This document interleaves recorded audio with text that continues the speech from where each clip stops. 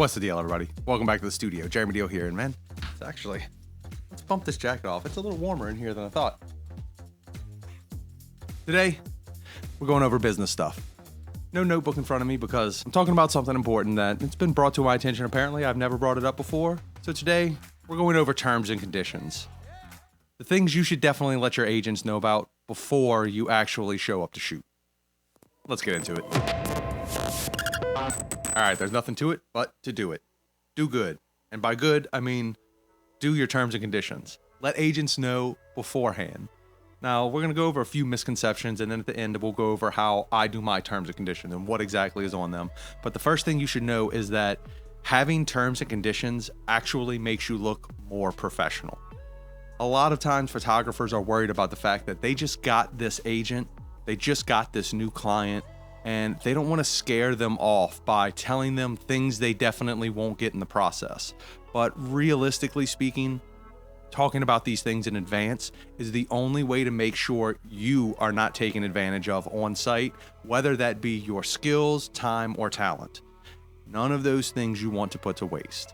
So it's very important you have spelled out clearly in advance all the things that you are and are not responsible for.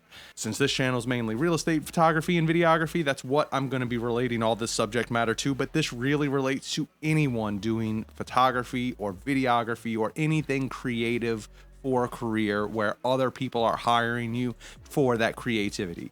You should always have terms and conditions. And this is just a list of all the things that they should expect and all the things that they should not expect. This actually will not push away any clients. It will make it very firm and clear to what you are responsible for. Now, I know I just said all that twice in a row, but that's because it's really important. This is information that they need to know. I know it can be hard, right? Like, how do you pressure this information on towards them without seeming like a jerk? Easy. Just give it to them. Be like, hey, this is my terms and condition. This is my contract for hiring me to do your work, because that's basically what it is. It's basically a contract.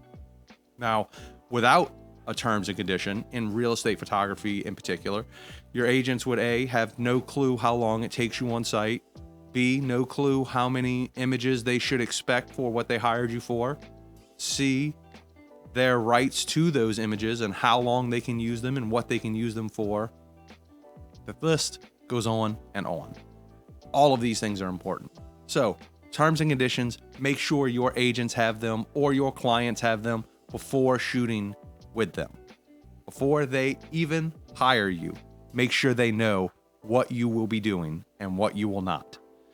If you are there for a certain amount of time, if you want to get paid if they show up late to a shoot and still expect you to hang around and shoot, if you only supply a certain amount of images and they want more, all of these things should be said in your terms and conditions or your contract, whichever way you want to look at it. The number one reason I really think you need this terms and conditions is for time. It doesn't matter if you are in real estate or commercial or portraiture. It does not matter what it is. Your time is your most valuable asset for any creator. So making sure your time is laid out clearly on these terms and conditions or contract is very, very important. My terms and conditions state that after 15 minutes, if no one shows up to the shoot, I haven't heard from anyone and I have no access, I will be leaving that shoot and charging full price. This gives them ahead of time the fact and the knowledge that everything has to be ready before I arrive. I will not be showing up and standing around and waiting for things to be ready. I expect everything to be ready when I arrive, and if it's not, you will be charged to do so. It also says in my terms and conditions how many images they will be getting from that shoot, roughly, unless, of course, they paid for extra images.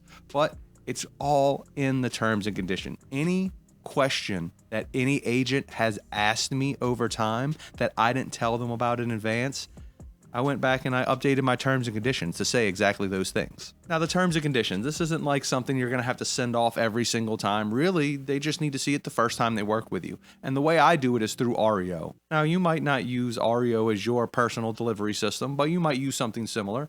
And most of those things have a terms and conditions built in. So I have a checklist and a terms and conditions. So whenever someone orders something from my website, no matter what that order is, if it requires me going on site to do photos or video, there is a checkbox, and on that checkbox it says, have you read our terms and conditions? And they have got to check that before they move on to the next step.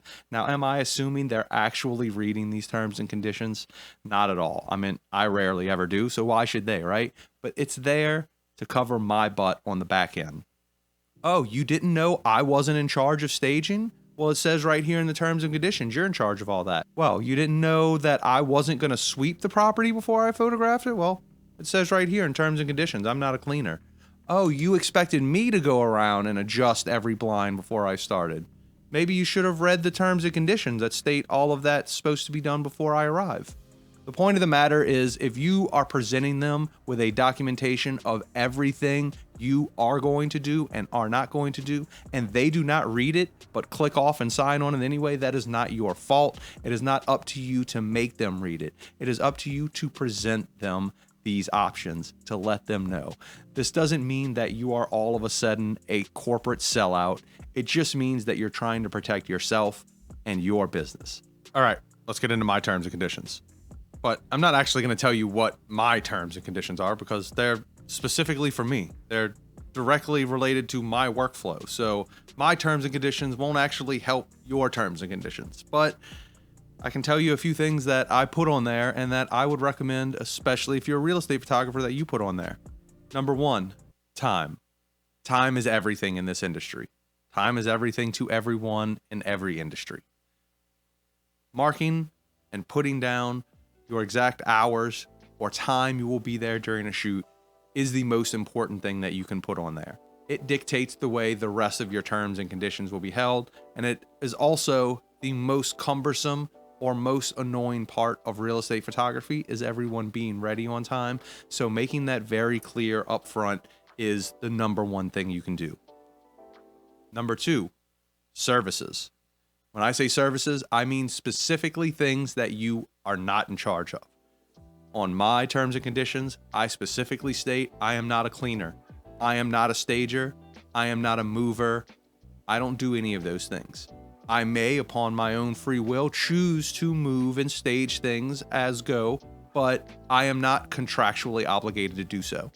The people in charge of the property, they're the ones in charge of that. So, putting that in advance, someone has a problem with your photo. Oh, why didn't you move that toilet paper roll? Oh, why didn't you adjust these blinds? Well, because 9 times out of 10, every time I adjust a blind, it's a broken blind and it falls off the window. It's not my job to adjust blinds. My job to take pictures. I will adjust blinds, don't get me wrong, and I'm not saying you can never adjust blinds. But what I'm saying is having this baked into your terms and conditions puts these expectations forth.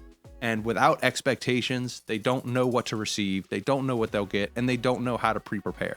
It's all up to you to make sure they're pre-prepared enough for this shoot. So we've gone over time, we've gone over scheduling, then we'll go over delivery. I also put on there what's expected for delivery. I tell agents that they will not be getting their photos until the order is paid for in full.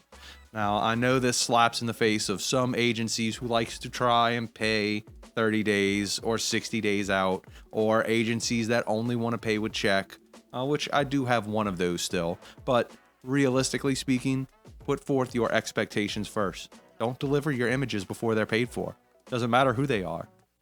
Nothing is worse than being completely done with a job and still trying to track down the money owed to you. Put that in your terms and conditions. Like, subscribe, all that jazz. Keep rocking and rolling. Join the membership program where I'm starting to do some live video edits just so y'all can see some behind the scenes stuff. As always, keep rocking and rolling. Enjoy what you're doing. Make smart business decisions and definitely put forth those terms and conditions. I'll catch you next time.